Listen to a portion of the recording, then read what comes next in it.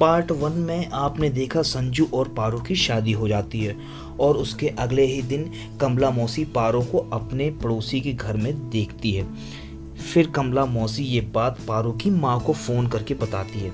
इसके बाद कहानी फ्लैशबैक में चली जाती है, जहाँ पर संजू परवेज और राकेश के साथ पारो को देखने आता है और आज ही पारो से शादी करने की बात बोलता है। अब आगे घर में शादी थी, तैयारियां हो रही होती हैं। मंजू चाचा शादी का सामान ला रहे होते हैं और रघु चाचा मेहमानों के साथ गप्पे लड़ा रहे होते हैं, दारू पी रहे होते हैं। तभी मन्नू चाचा वहां आते हैं और राकेश को साइड में ले जाके अपने बचे हुए पैसे मांगते हैं। राकेश उन्हें 25,000 रुपये देता है और बाकी पैसे बाद में देने को बोलता है। अब मन्नू चाचा पंडित को फ़ोन लगा के जल्दी से घर आने को बोलते हैं और वहाँ पारो को हल्दी लगाई जा रही होती है। घर में महिला संगीत चल रहा होता है और मन्नू चाचा जोर जोर से नाच रहे होते हैं। तभी रघु चाचा संजू को टॉयलेट ले जाते हैं, लेकिन बाहर आंगन में बैठी पारो को देखकर संजू और पारो की इशारों इशारों में बातें होने लगती है। इसके बाद महिलाएं पारो को अलग कमरे में ले जाती हैं। थोड़ी ही देर में संजू भी वहां पहुंच जाता है और मौका देख के घपाघप करने की पूरी कोशिश करता है,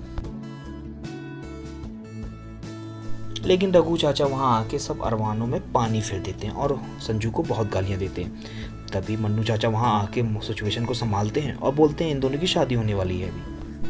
अभी संजू अपने घर में परेशान है क्योंकि पारो वहां से भाग चुकी है।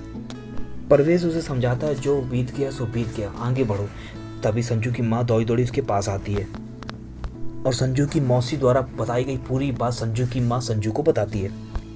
इधर हम देखते हैं कि राकेश दत्ता के पास पहुंचता है, जो कि पास के ही गांव का प्रधान होता है और उसे फिर से इलेक्शन लड़ना चाहता है, पर इस बार वो सीट महिलाओं के लिए आरक्षित होती है और उनकी वाइफ का बहुत साल पहले ही निधन हो चुका होता है। इसलिए दत्ता को एक जवान और खूबसूरत महिला चाहिए जिससे वो इलेक्शन लड़ सके। फिर राकेश उन्हें बताता है कि वो राजस्थान से 24 से 25 साल की एक खूबसूरत लड़की जिसका नाम रूपा है, वो हम आपके लिए लेकर आए हैं।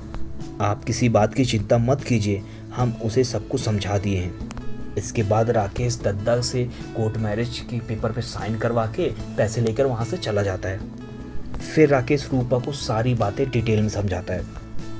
थोड़ी देर बाद दत्ता कमरे में आता है और रूपा के साथ जोरदार घपाघप करता है और अगले ही दिन रूपा के साथ शादी करके उसे प्रधानी के चुनाव में खड़ा कर देता है।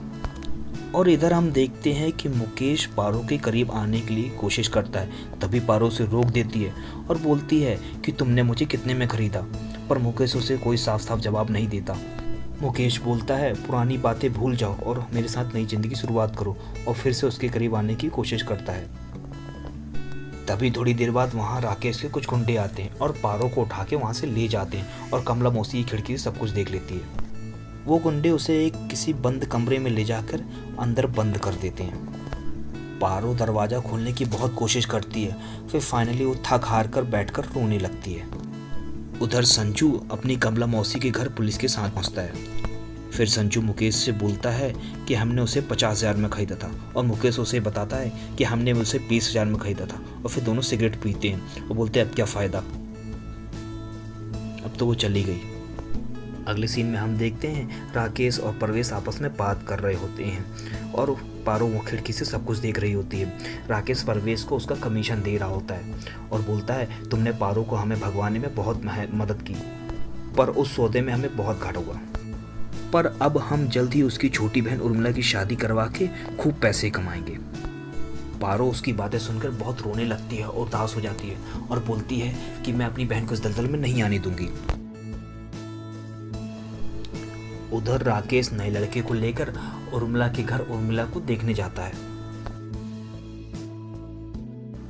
उर्मिला और वो लड़का आपस में अकेले में बात करते हैं और बात करने के बाद उस लड़के को उर्मिला अच्छी लगती है और वो आज ही शादी करने के लिए जिद करने लगता है।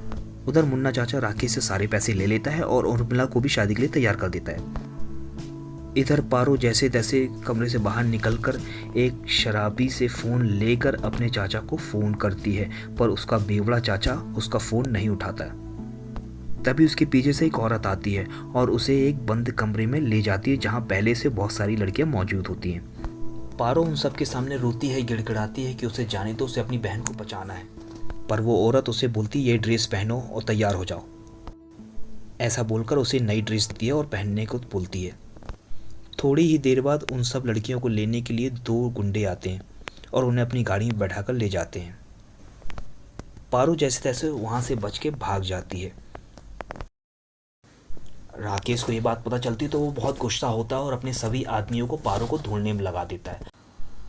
पारो वहाँ से निकलकर फिर एक चुनावी रैली में घुस जाती है और वहाँ से राकेश के गुंडों से बच बुचाकर हाईवे तक पहुँच जाती है और हाईवे में एक ट्रक वाले की मदद से वो अपने गांव के तिराहे तक जाती है।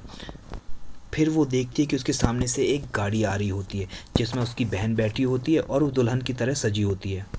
और उसके बाद ये एपिसोड ख़त्म हो जाता है। पारो वहीं बैठकर रोने लगती है। थैंक यू दोस्तों, जब नेक्स्ट एपिसोड आएगा तो फिर मैं आपको सामने एक्सप्लेन करूँगा। Thank you watching this video. Thank you दोस्तों।